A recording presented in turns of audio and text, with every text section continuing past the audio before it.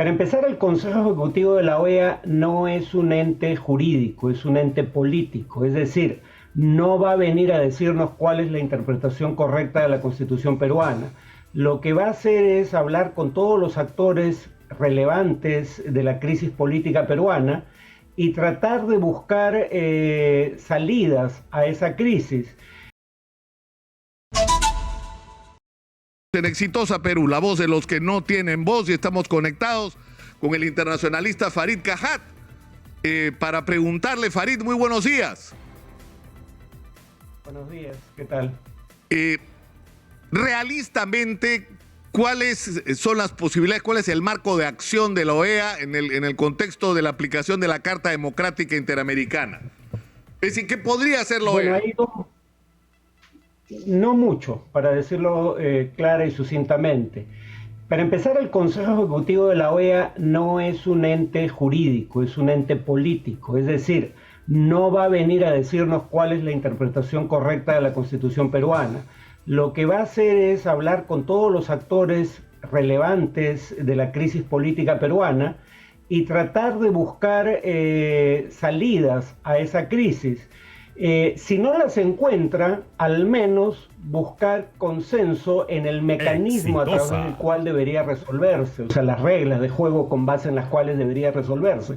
Por ejemplo, yo creo que la razón por la cual el intento de vacancia de Kuczynski, que bueno, no se concretó porque él renunció antes de que lo vaquen, o la vacancia de Vizcarra no suscitaron una invocación de la Carta Democrática Interamericana, fue que cuando menos hubo una mayoría calificada del Congreso en favor de destituirlos. Frente a la fórmula de la suspensión, que solo requiere mayoría simple, al margen del debate jurídico, yo no soy abogado y no lo voy a dirimir, pero al margen del debate jurídico visto desde fuera, políticamente tendría mayor legitimidad. No estoy proponiendo esto, simplemente digo, sería visto como algo con mayor legitimidad una salida que involucre una mayoría clara del Congreso que una que solo involucre una mayoría simple. De hecho, menos, porque quienes están en la comisión permanente no votarían en el Pleno la suspensión. Entonces, más allá de eso, que a final de cuentas son los actores internos los que van a tener que decidir, la OEA no tiene en esta materia poder de obligar a cumplir lo que proponga. A fin de cuentas son los actores internos los que van a dirimir este conflicto. La OEA va a tratar de que al menos se pongan de acuerdo en las reglas con base en las cuales deberían dirimirlo. Ahora, pero podría pasar, Farid, que el Congreso de la República, por ejemplo, suspenda al presidente, destituya a Dina Boluarte por el conflicto de la, ¿no es cierto?, del Club Arequipa, de Apurímac, perdón, y nombre al general William Zapata como presidente provisional, que teóricamente debería estar encargado de convocar a unas elecciones adelantadas. ¿Podría ocurrir que la OEA en ese contexto desconozca la legitimidad del gobierno del general Williams en el caso de que esto que acabo de escribir ocurriera? Hay que fijarse, sí, yo creo que sí, digamos, hay que fijarse en el articulado. El Perú ha invocado los artículos 17 y 18, que básicamente invita a la OEA a interponer sus buenos oficios, o sea, un papel mal que bien de mediación. Pero luego entran a tallar si son invocados, sea por el gobierno peruano, sea por un gobierno de otro país o el propio secretario general de la organización, los artículos 20 y 21, donde ya se contemplaría la posibilidad de sanciones. Pero claro, la sanción máxima que puede aplicar la OEA es suspender la participación en el organismo del país en cuestión. O sea, no es una sanción, digamos, de gran calado, no es lo mismo que, por ejemplo, sanciones económicas. Pero sí, yo ahí creo que estaríamos en un escenario distinto, porque este Congreso tiene una salida, si quiere librarse y librar a algunos, a parte de los peruanos del actual presidente, la salida, digamos, que generaría menos resistencia dentro y fuera del Perú sería la convocatoria de nuevas elecciones generales. Pero este es un Congreso que no quiere que el presidente y la vicepresidenta, por lo menos una mayoría en este Congreso, no quieren que el vicepresidente y la vicepresidenta ejerzan el cargo, pero tampoco quiere que se adelanten las elecciones para el Congreso, solo querría elecciones presidenciales. Y esa es probablemente la vía de salida más tortuosa y conflictiva.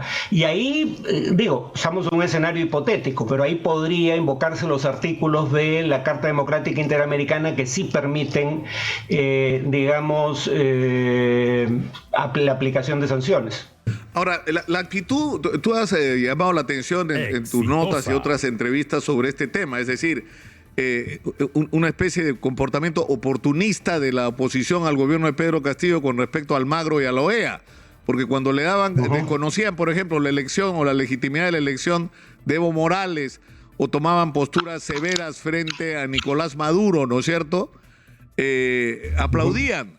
Pero cuando se negaron incluso a recibir a una delegación de la oposición que cuestionaba la legitimidad de las elecciones del Perú, ya es otra cosa. Es la misma OEA y es el mismo Almagro, ¿no? Sí. Bueno, digamos, lo que se puede decir en favor de la oposición conservadora en el Perú es que Almagro es un camaleón político que habría que recordarlo. Cuando fue elegido por primera vez secretario general de la OEA, él era el candidato de los gobiernos de izquierda, no era el candidato de los Estados Unidos. Nicolás Maduro votó en favor de su elección en 2018, si mal no recuerdo, fue la primera vez que se le eligió. Y en ese entonces Almagro decía que Hugo Chávez era un estadista. Cuando cambian los vientos y sobre todo cuando gana el gobierno o la presidencia de Estados Unidos Donald Trump, Almagro da un giro de 180 grados y de pronto empieza a decir que el que había perpetrado un golpe de Estado en Bolivia era Evo Morales y no sus opositores, y que no había que desestimar la posibilidad de usar la fuerza para derrocar a Nicolás Maduro. Ahora que hay un nuevo giro político en la región, Almagro llama estadista a Pedro Castillo, lo cual creo que es un abuso de la semántica. El tema es que tampoco es tan importante la figura de Almagro. Quien va a tomar las decisiones en torno a la invocación de la Carta Democrática Interamericana es o bien el Consejo Permanente de la OEA, que integra representantes de todos los países miembros, o si esto escala, la Asamblea General, que integra cancilleres. O sea, Almagro no decide nada aquí. Eso es lo que hay que tener presente, porque claro, toda esta controversia en torno a la OEA gira alrededor de la figura de Almagro. Y Almagro sí es un personaje controversial, pero no es él quien decide. Ahora, ¿puede opinar, para terminar, Farid, puede opinar esta delegación en su informe que el requerimiento hecho por la Fiscal de la Nación es legítimo? ¿Puede emitir una opinión en ese sentido? Es decir, que la acusación constitucional presentada por la Fiscal de la Nación cumple con los estándares. Es que nuevamente hay que entender cuál es la función de esta primera misión. Elaborar un informe que va a servir para que el Consejo Permanente de la OEA tome una decisión, pero en tanto ente que interpone sus buenos oficios o intenta mediar. Un mediador no puede tomar posición en favor de una de las partes, ¿no? En esta primera etapa lo que la OEA va a intentar hacer no es atribuir responsabilidades, sino buscar posibles salidas. Es decir, servir de puente para que se siente el gobierno y la oposición y buscar una salida consensuada. Sí. Pero va a ser bastante difícil que eso ocurra, ¿no? Sí. Yo creo que en el mejor de los casos va a haber una calma temporal. Pero recordemos que la investigación de la Fiscalía continúa, los trámites como el de vacancia, el séptimo intento de vacancia en 6 años continúan, y en ese sentido, incluso si hubiera una distensión probablemente sea temporal. Cuando las posiciones están tan confrontadas como están en el Perú, por lo menos de sectores del Ejecutivo y la oposición, es muy poco lo que puede hacer la OEA en un esfuerzo de mediación. Farid, te agradezco mucho por esta conversación, ha sido muy gentil. Muy buenos días. Farid Cajat ha estado con nosotros. Nos vamos a la pausa, regresamos con más.